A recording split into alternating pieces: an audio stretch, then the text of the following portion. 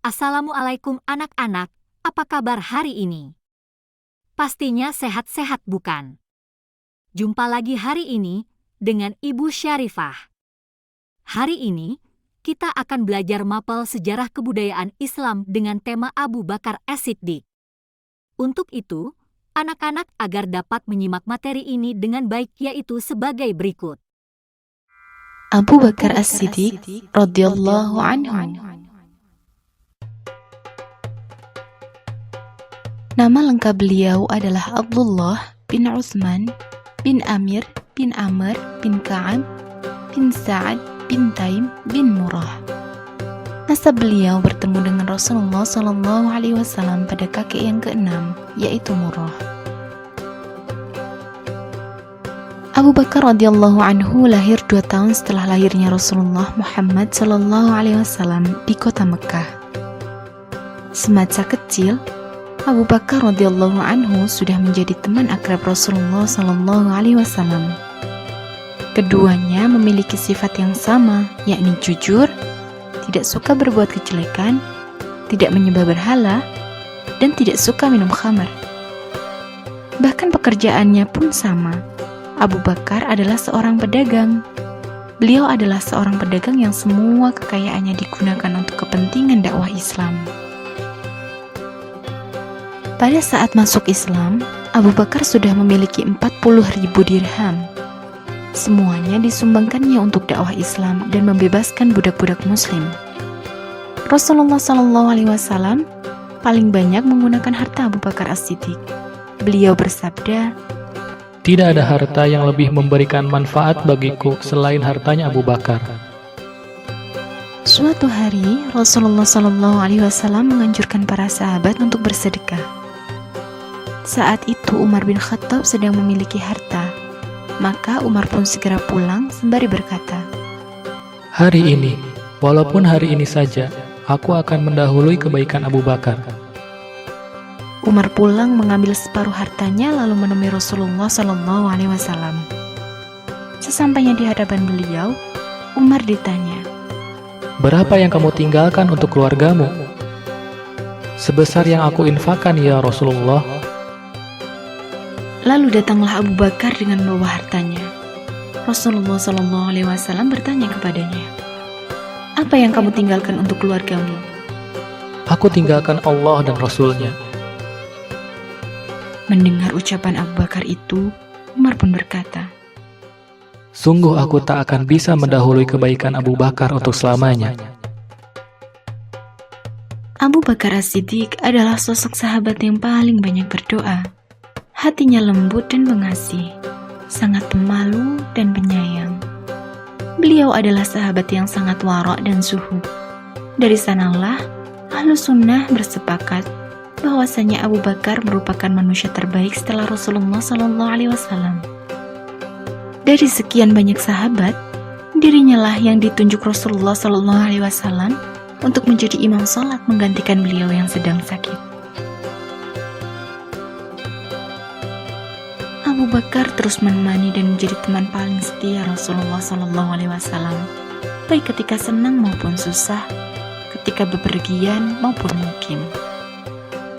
Rasulullah SAW menggelarinya sebagai orang yang jujur atau As-Siddiq, dan hanya Abu Bakarlah satu-satunya yang memiliki gelar tersebut.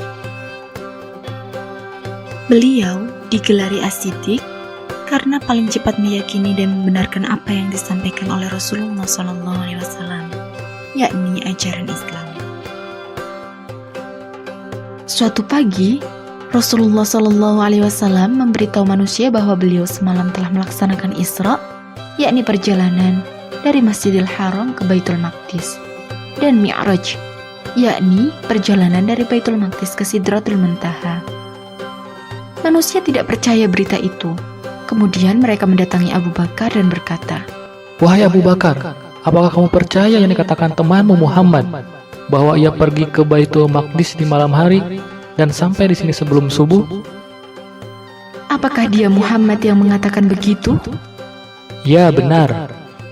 Kalau Muhammad yang berkata, maka aku akan membenarkan berita dari langit, dan aku akan membenarkan dia berita yang lebih aneh dari itu.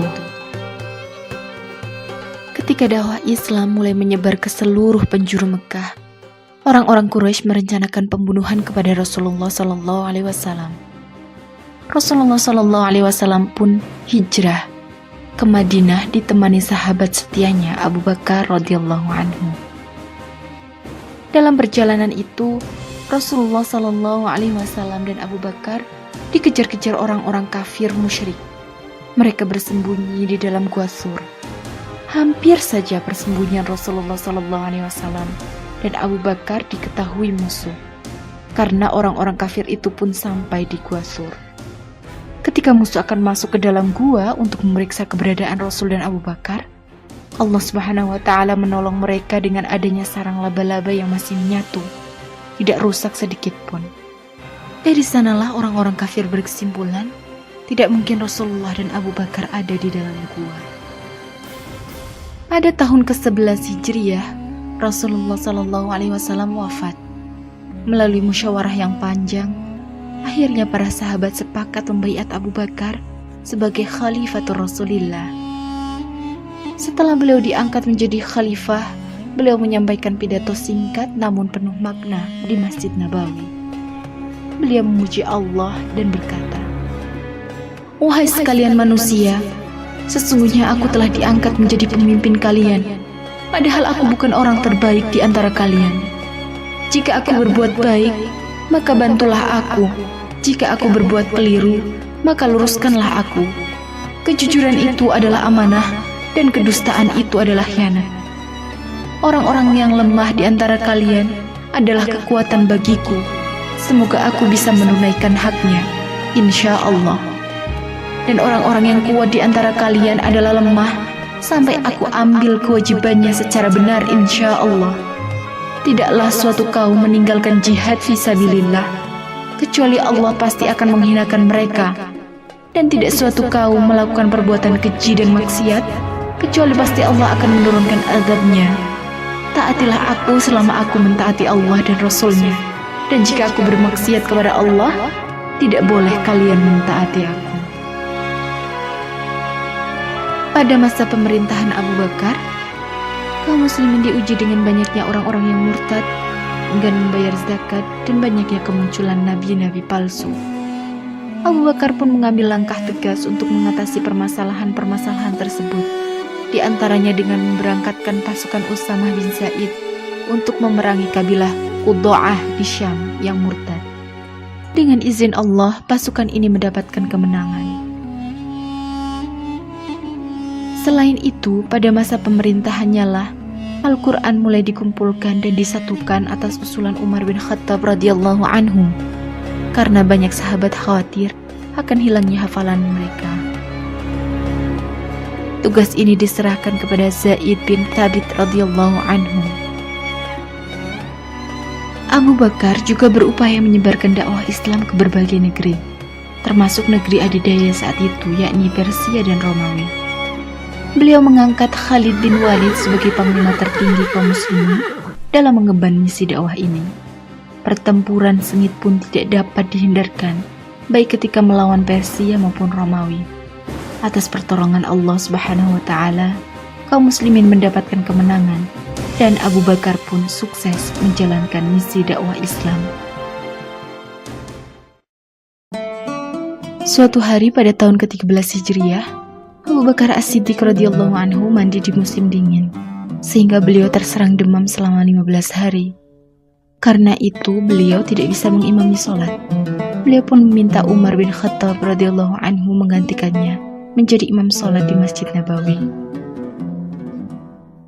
Abu Bakar radhiyallahu anhu wafat pada hari Senin sore, tanggal 22 Jumadil Akhir, tahun ke-13 Hijriah. Itu artinya beliau menjadi khalifah selama 2 tahun, 3 bulan 10 malam. Abu Bakar berwasiat agar jenazahnya dimandikan oleh istrinya, Asma bintu Umais, kemudian dikafani dan dimakamkan di samping Rasulullah SAW. Itulah kisah inspiratif kehidupan sahabat mulia yang sangat dicintai Rasulullah SAW. Banyak ibrah yang dapat kita ambil dari pribadi sahabat yang satu ini. Di antaranya, sejak kecil beliau sudah menghiasi diri dengan sifat jujur, tidak suka menyembah berhala. Beliaulah sosok sahabat setia dalam keadaan senang maupun susah, pribadi yang paling cepat menerima dan mengamalkan Islam, lembut hatinya, penyayang, serta penyantun, ikhlas, rela mengorbankan seluruh jiwa dan hartanya di jalan Allah. Inilah bukti kesempurnaan iman yang patut kita teladani dari sosok Abu Bakar As-Siddiq radhiyallahu anhu. Wallahu a'lam bishawab. Demikian pertemuan kita hari ini. Sampai berjumpa di pertemuan berikutnya.